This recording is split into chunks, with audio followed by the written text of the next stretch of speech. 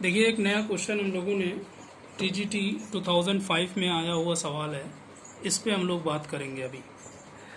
Question लिखा हुआ है A cot A plus B cot B plus C cot C is equals to क्या होना चाहिए।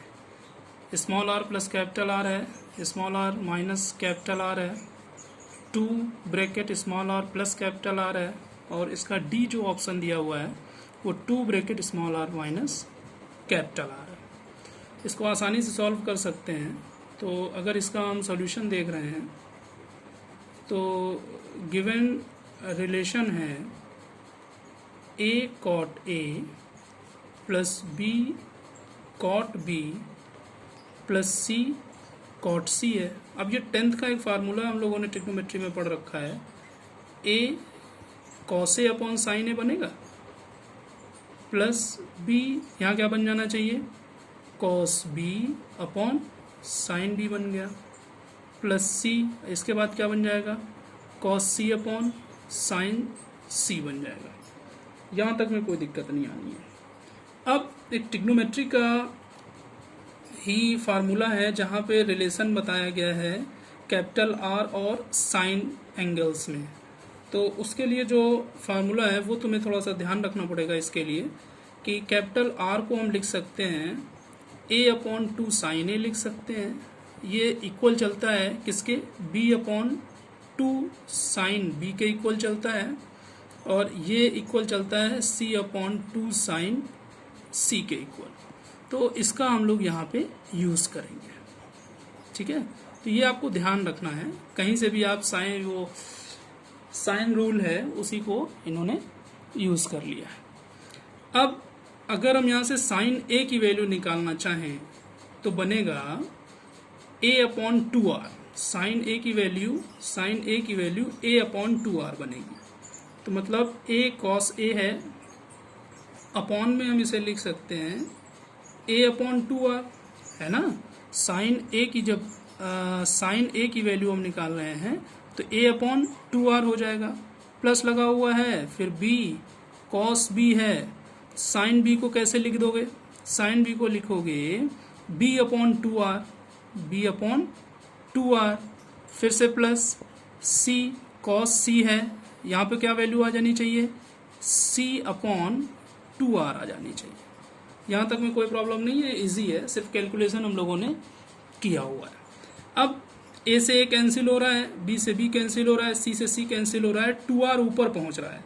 तो एक नई तरीके से लिख लेते हैं, 2R कॉमन हो जाएगा यहाँ से, तो ये हो जाएगा cos A plus cos B plus cos C हो जाएगा।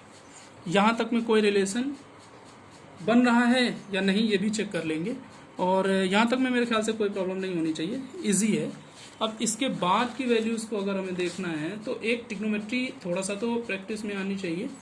तो एक रिलेशन हमें फिर से ध्यान रखना है कि cos A plus cos B plus cos C ये इक्वल चलता है किसके, 1 plus 4 sine A by 2 sine B by 2 into sine C by 2 के इक्वल चलता है, इंटू साइन C बाई 2। ये ध्यान रखना पड़ेगा, ये भी एक आइडेंटिटी है, इसे हमें लर्न करना है।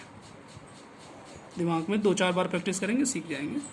तो यहाँ से आ जाएगा 2R, वैल्यू क्या लिख सकते हैं, अब यहाँ पे ध्यान रखो, यहाँ पे आ जाएगा 1 plus 4 sine A by 2 into sine B by 2 into sine C by 2 into sine C by 2, ठीक है। इतनी बात समझ आ गई।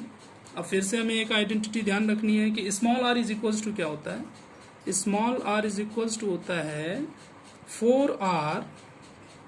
4R sine A by 2